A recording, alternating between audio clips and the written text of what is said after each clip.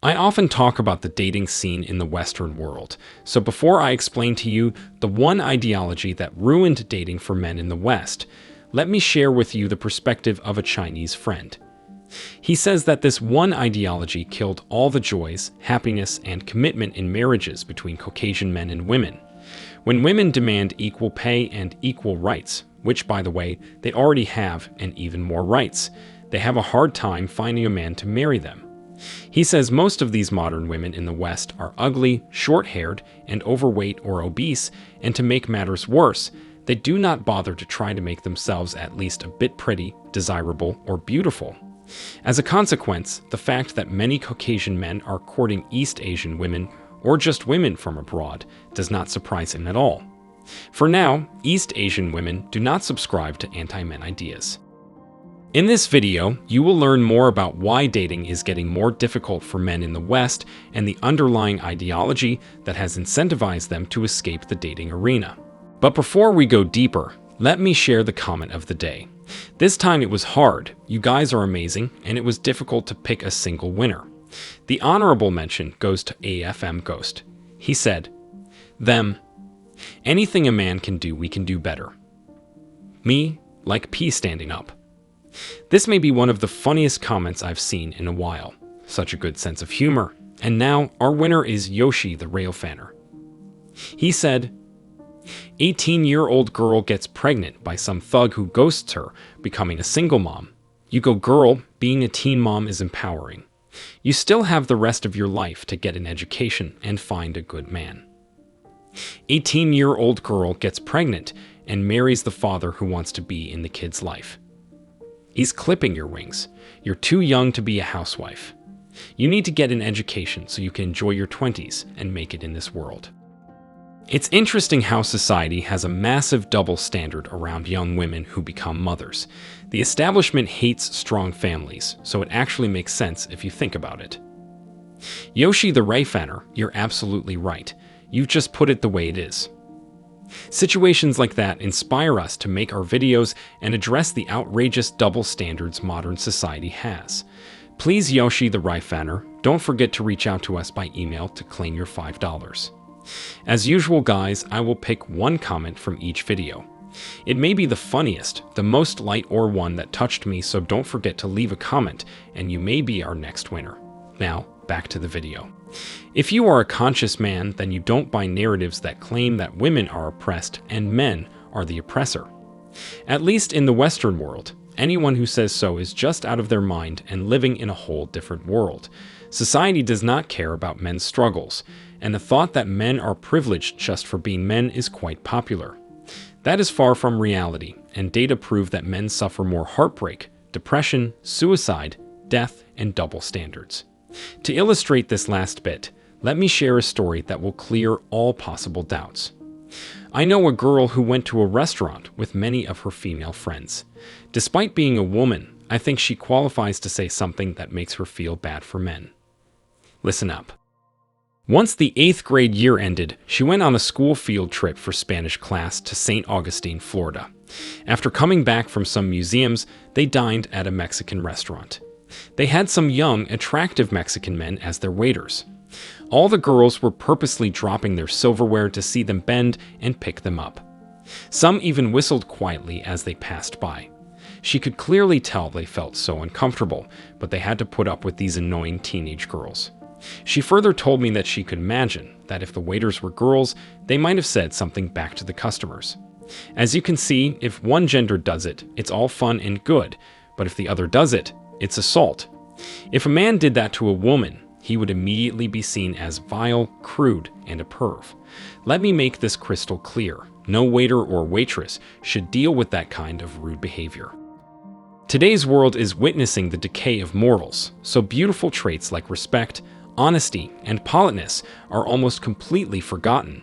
And let me tell you that those girls didn't tip a single cent.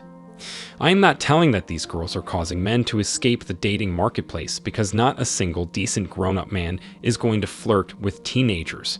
But later on, these teenagers become young women, and due to all the school and media brainwashing, they feel like they can do whatever they want without facing any consequences. Now let's consider another important factor that will bring us to the one ideology that has caused several men to go single.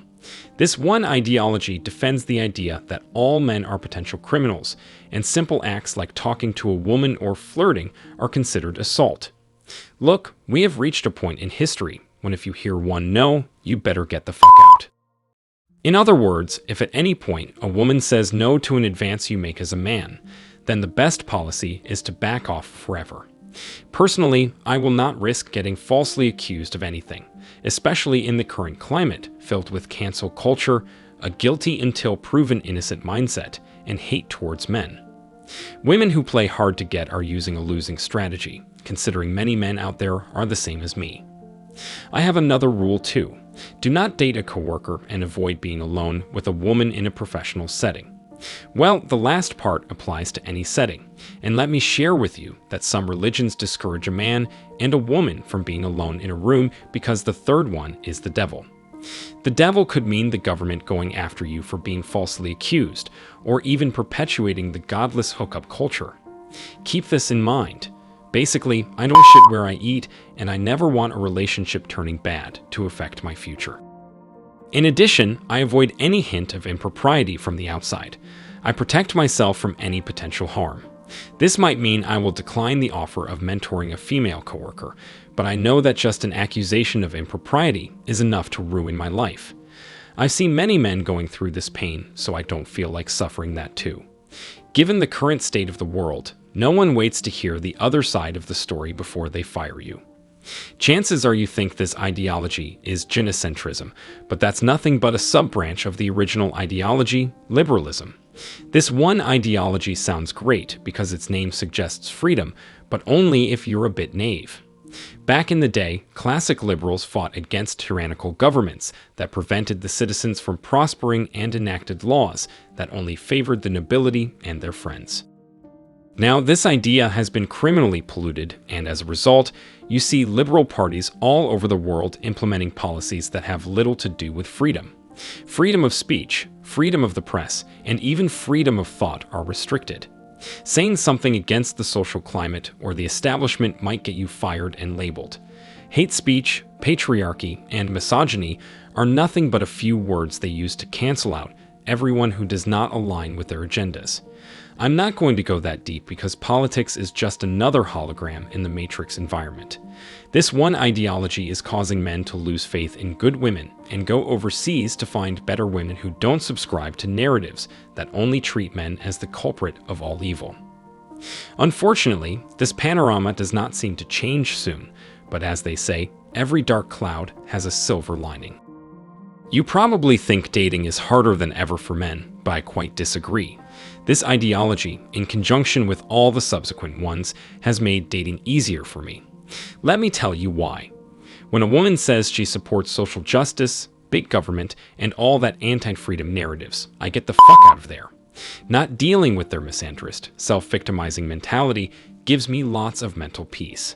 In fact, no self-respecting man on the planet would ever date a woman who hates, envies, or looks down on all men. And no, don't try to tell men feminism doesn't hate, envy, patronize men. It does, as well as disrespects and infantilizes women as much. As far as I'm concerned, I have a very strong no feminists, or social justice warriors, rule in dating, not that I'm really trying to date right now. Most men have the same rule, just like most women probably have a no insecure men rule. And coincidentally enough, both feminists and the betas who date them are both probably highly insecure. That's why I strongly encourage you to go solo and enjoy the benefits of building your life without anyone, whether toxic friends or partners, annoying or criticizing you. Just live your life and don't let social norms dictate what you should think or do. I recommend my videos on Sigma males and MGTOW to know more about the philosophy that is changing the lives of thousands of men for the better. As always, I wish you tremendous success, but also happiness and freedom. Now it's your turn. What do you think? Have you ever thought that the root problem is a good-sounding idea that turned out damaging? Are you going your way, given the current circumstances in the West? Let me know your thoughts in the comment section below. Remember that if you leave the best comment, you will get $5. Thank you so much for watching. If you found this video useful, hit the like and subscribe buttons, comment, and share it. See you in the next video. Till next time.